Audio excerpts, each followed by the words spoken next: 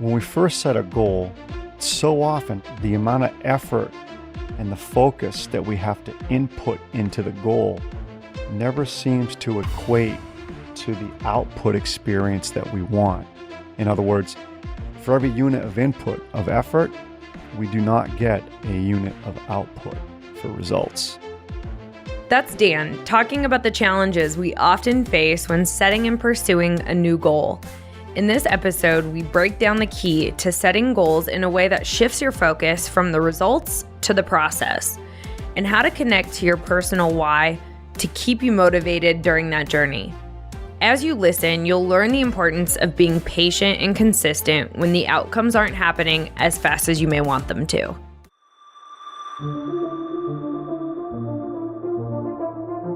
I'm Kiley Schmitz. I'm Dan Lappin, and this is Breaking Sales, a nonconformist take on rejecting the sales status quo. Join the Lappin 180 team as we break the tried and died sales tactics and techniques that are failing you and your prospects. What's on the docket for today, Dan? I think we should talk about goals today. It's timely. End of year, starting a new year. It's almost silly, isn't it? I can't believe we're already here. Every time I think about goals, and that's why I'm a little hesitant to say it with our listeners, is goals kind of initiates this self-critiquing inside of me, because we've all been taught how important they are and how much we can accomplish in life and all of that. And it's all about being a high performer and being successful, right, when you set goals. But again, I think if we're all going to be human about it and real, I do think goals and the terminology also brings out a bit of our cautiousness and a little bit of defensiveness. I mean, I have set goals in my life and accomplished them, but I've also set goals and still not, or have yet to accomplish them. Yeah, it can be very overwhelming. So when I say the word goals to you, how do you feel? I immediately started thinking, my hands are sweaty right now. I immediately started thinking about all of the goals that I have for Q1 of next year, and how the heck am I going to get there, and do I have enough time, and what happens if I don't hit them? Is Dan going to fire me? Why just till Q1? I don't know if I can get... So I think one thing that I struggle a little bit with, that you always have to help me with, is thinking big picture, thinking longer term, further out. So yes, I'm thinking about what does next year look like, but then immediately I'm going to, okay, Q1 is right around the corner. What do I need to be focused on? It's going to be here before I know it. And you made a good point. We're all different, each and every single one of us. Some long-term thinkers, some more short-term.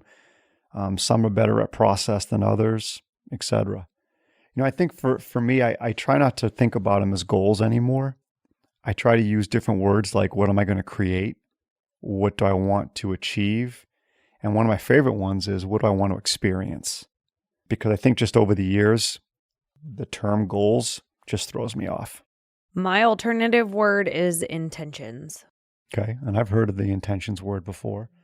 I like the word deliberate in front of it. Deliberate intentions. Yeah, being intentional. It's operating with a purpose. I think one of the biggest problems for everybody when it comes to goals is that when we first set a goal, so often the amount of effort and the focus that we have to input into the goal never seems to equate to the output experience that we want. In other words, for every unit of input of effort, we do not get a unit of output for results. And I think that wears on all of us. I think it can wear on people. Oh yeah, from a neurological level, when we don't get those dopamine hits, our brain says, hey, this is not worth our time. What are you doing? You're wasting our time. You're absolutely right. You work hard at the goal, you don't get any kind of immediate gratification. In many instances, you almost get the opposite feedback in terms of progressing toward the goal with your effort. You get the opposite feedback of sometimes you feel like you're getting further away from it. It's not happening. You don't see any signs of improvement. And I think that really starts to deflate how we look at the goal, our effort, our consistency, our focus, our determination, and everything about it. Kiley, what it always comes down to, if you want to create a result, we all know you have to take action. But if you want to create a different result, you have to take different or new action. And I think that's where a lot of the rub starts to happen. That's some heavy, can I say shit? You just did. Okay. Some heavy shit. Now you got to say it without laughing, though. I don't know if I can. I'm not serious enough for this. The idea, though, right, is this: new result is going to require new action. The challenge with new action, I think, for so many, including you and I and Pam and our team, is that when you think about taking new action, you also have to embrace this idea of uncertainty and variability, not knowing what the end result will be, and potentially, and more often than not, making a mistake or even failing along the way because you have to take this new action, something you're not used to, maybe something you're not yet good at. I think that's where goals really start to fall apart. I was watching something on social media. Some speaker was talking about how the average person will try something once and fail and not try it again, but high performers will try something, fail 10 times before they get it right. And what's key about that is that failure is nothing more than feedback. Failure is not something that has to define you. Failure is not necessarily and doesn't have to be the end result. It's just the feedback that you get in the moment regarding whatever action it was that you took. It didn't work. It's time to adjust. Go fail. Go make mistakes. Every time you do, you're going to get better. It may not feel the best in the moment, but you're going to get better. And sometimes I think we don't get enough feedback or data before we make adjustments. What do you mean by that? I think people are too quick to make change sometimes when really they just need to continue the course and give it more time. So I'll give you an example. A lot of times I'll have advisors I coach call me and say, my cold calling isn't working. First question I ask is, okay, what's going on? Tell me more about what you're experiencing. They'll say, well, I've been making cold calls all week and I haven't gotten a hold of anybody. How many calls did you make? Well, 10 a day and it's Tuesday. So we've made 20 calls and you've gotten 20 voicemails. That doesn't mean your cold calling isn't working. Sometimes we're too quick to say something's not working when really we have to look at all of the data points and assess objectively. Yeah, in that case, Kiley, you're spot on, because in that case, it might be the time of day that they're calling. It could be the time of the month, time of the year, especially right now. And I'll also have some advisors that will call me and say, oh, I think I need to switch up my cold call intro. When really the cold call intro is working just great. They're just bored with it. So I think a lot of times we can be too quick to change and we need to stay the course and give it more time. Let's give some recommendations. Let's keep it simple, though. I mean, it's not rocket science, all right? Anybody can look up right now on Google top 10 reasons why goals fail. Top 5 reasons or things you should do to accomplish your goals. I mean, it's not hard. But let's keep our little list here simple and to the point. All right, so here's some recommendations from Kiley and I about achieving or experiencing more and creating more of what you want in your business or in your life next year. Okay? Hashtag goals. How's that? We're trending. We're trending. Number 1, focus on the process. If you focus on the result and the outcome, you're going to wear yourself out.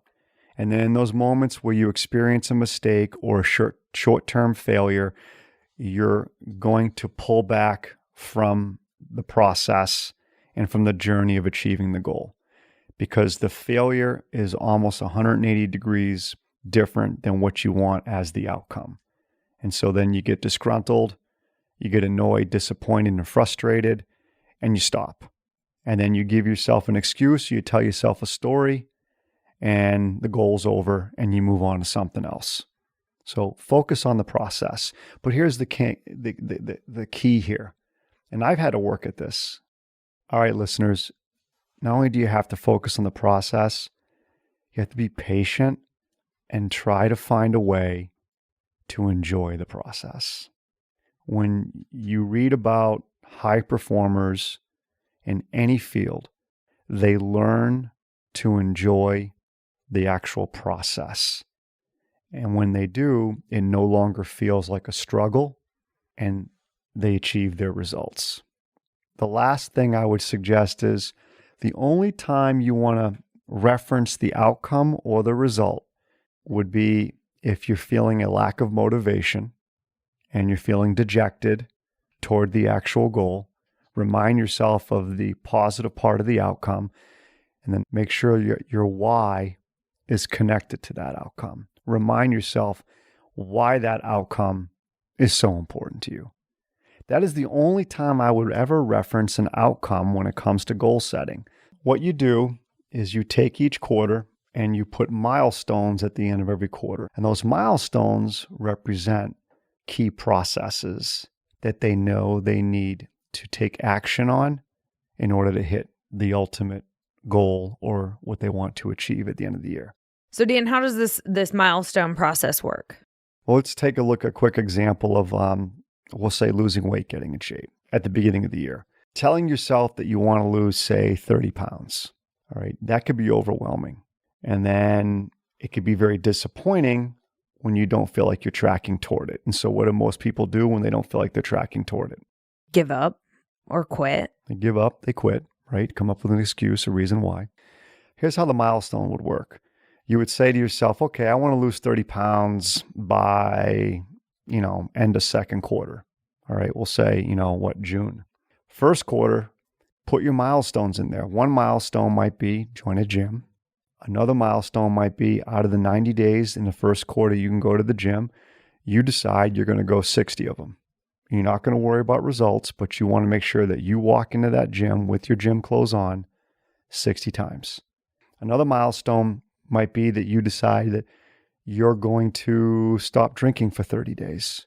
It might be that you decide that since there are roughly 16 or so weeks in the first quarter, every week you want to eat maybe just vegetables Monday through Friday.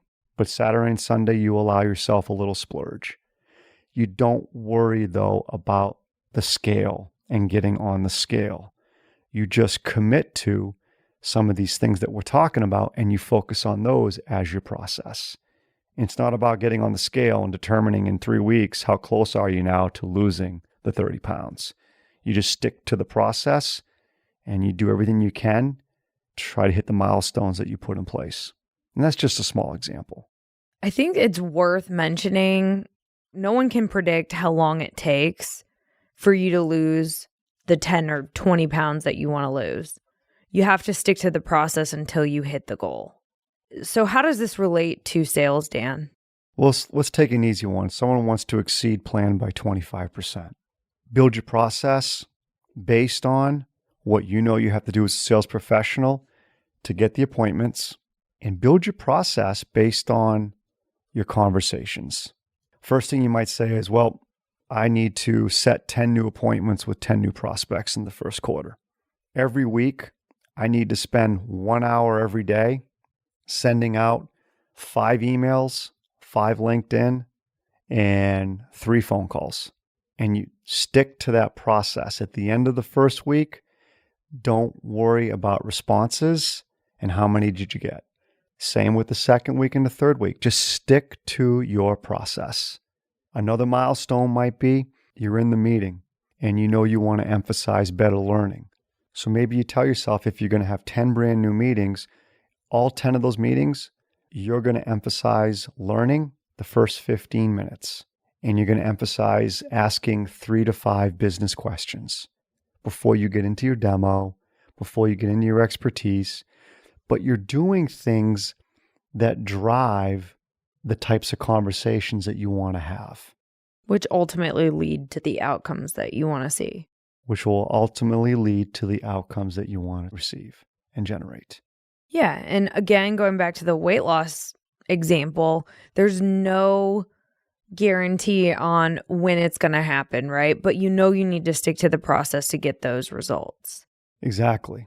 So Dan, how do you suggest our listeners take what we're sharing today and implement this process for themselves?